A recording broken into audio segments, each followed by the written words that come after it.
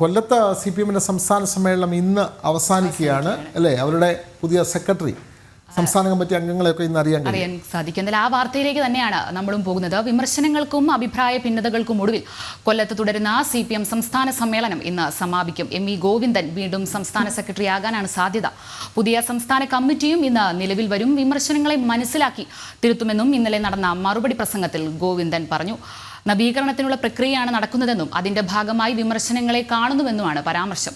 PP ദിവ്യ ചെയ്തത് തെറ്റെന്ന് തിരിച്ചറിഞ്ഞതിനാലാണ് സ്ഥാനത്ത് നിന്ന് മാറ്റിയത്. ദിവ്യയുടെ കാര്യത്തിൽ പാർട്ടി കൃത്യമായ നിലപാട് എടുത്തിട്ടുണ്ടെന്നും മറുപടി പ്രസംഗത്തിൽ MV ഗോവിന്ദൻ പറഞ്ഞിട്ടുണ്ട്. എന്തായാലും വിവരങ്ങൾ നൽകാനായി മനോജ് ചേരുന്നുണ്ട്. അതെ മനോജ്, CPM സംസ്ഥാന സമ്മേളനം ഇന്ന് സമാപിക്കുന്നു. MV ഗോവിന്ദൻ തന്നെ വീണ്ടും സെക്രട്ടറി ആകാനാണ് സാധ്യത എന്നുള്ള വാർത്തകളാണല്ലോ പുറത്തു വരുന്നത്. പിന്നീട് സംസ്ഥാന കമ്മിറ്റി അംഗങ്ങളെ ഇന്ന് തിരഞ്ഞെടുക്കും. അപ്പോൾ അതിൽ പ്രധാനപ്പെട്ട ഒരു കാര്യം പ്രായപരിധി ഒരു പ്രധാനപ്പെട്ട വെല്ലുവിളിയാണ്. അങ്ങനെ നോക്കുമ്പോൾ തലമുതിർന്ന നേതാക്കളൊക്കെ സംസ്ഥാന കമ്മിറ്റിയിൽ നിന്ന് ഒഴിവാകുന്ന സാഹചര്യം വരുമോ? പുതിയ ആളുകളെയൊക്കെ ഉൾപ്പെടുത്തുമോ? എന്താണ് സംസ്ഥാന സെക്രട്ടറി, സംസ്ഥാന കമ്മിറ്റി പാനൽ, അങ്ങനെ എന്തെങ്കിലും നമുക്ക് പറയാൻ കഴിയുമോ മനോജ്?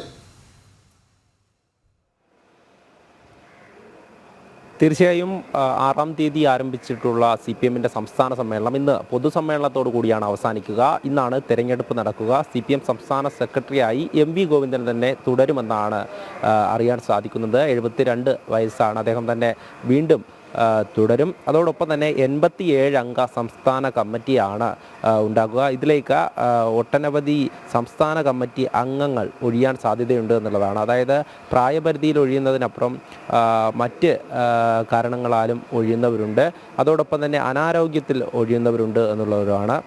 മരിച്ച കോടിയേരി ബാലകൃഷ്ണൻ ഉൾപ്പെടെയുള്ള മരിച്ച 3 നേതാക്കളുടെ ഒഴിവുകളുണ്ട്. അതിലേക്ക് പുതിയ അംഗങ്ങളെ എടുക്കും. അതോടൊപ്പം തന്നെ ഈ പ്രായപരിധി 75 വയസ്സാണ്. അത് കഴിഞ്ഞ ഈ പാർട്ടി കോൺഗ്രസിലൊക്കെ എടുത്ത തീരുമാനമാണ് എന്നുള്ളതാണ്. 75 വയസ്സ് പൂർത്തിയായവരെ പിന്നീട് ഈ പാർട്ടി പദവികളിൽ അല്ലെങ്കിൽ ഈ സംസ്ഥാന കമ്മിറ്റിയിൽ ഉൾപ്പെടുത്തുന്നില്ല എന്നുള്ളത് അത് കഴിഞ്ഞ ദിവസങ്ങൾക്ക് മുൻപ് MV ഗോവിന്ദൻ അടക്കം വ്യക്തമാക്കിയതാണ്. അത്തരത്തിൽ സംസ്ഥാന സെക്രട്ടേറിയറ്റിൽ നിന്നും 3 നേതാക്കൾ, അതായത് ആനാവൂർ നാഗപ്പൻ, അതോടൊപ്പം തന്നെ AK ബാലൻ, PK ശ്രീമതി എന്നുള്ള 3 നേതാക്കൾ ഒഴിവാകാൻ സാധ്യതയുണ്ട് എന്നുള്ള കാര്യമാണ് അറിയാൻ സാധിക്കുന്നത്. എന്തായാലും തെരഞ്ഞെടുപ്പിൻ്റെ നടപടിക്രമങ്ങളൊക്കെ തന്നെ രാവിലെ മുതൽ തുടങ്ങും. അതിനു മുമ്പായി നേതൃയോഗം ചേരും. എന്തായാലും ഞാനിപ്പോൾ നിൽക്കുന്നത് മുഖ്യമന്ത്രി, അതോടൊപ്പം തന്നെ പാർട്ടി സെക്രട്ടറി ഉൾപ്പെടെ താമസിക്കുന്ന സ്ഥലത്താണ്. അല്പസമയത്തിനകം തന്നെ ഇവരിവിടെ നിന്നും ഈ സമ്മേളന നഗരിയിലേക്ക് പോകും.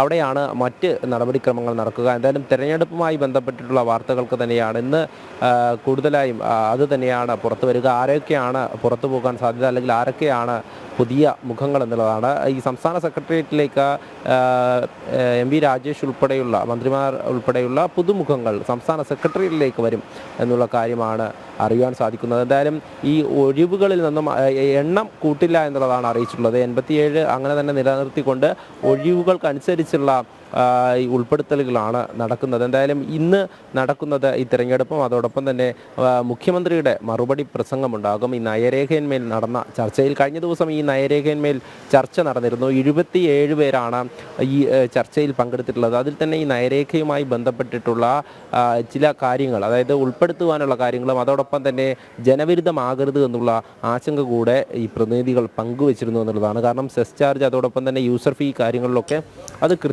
കൃത്യമായിട്ടും ജനങ്ങളിലേക്ക് എത്തിക്കുമ്പോൾ അതിലൊരു വ്യക്തത വേണമെന്നും അതിൽ ആശങ്ക അറിയിച്ചിട്ടുണ്ടായിരുന്നു. എന്തായാലും അത് സംബന്ധിച്ചുള്ള മറുപടി ഇന്നുണ്ടാകും. പലതിലും തിരുത്തലുകളൊക്കെ ആവശ്യപ്പെട്ടിട്ടുണ്ട് എന്നുള്ളതാണ് പ്രതിനിധികൾ.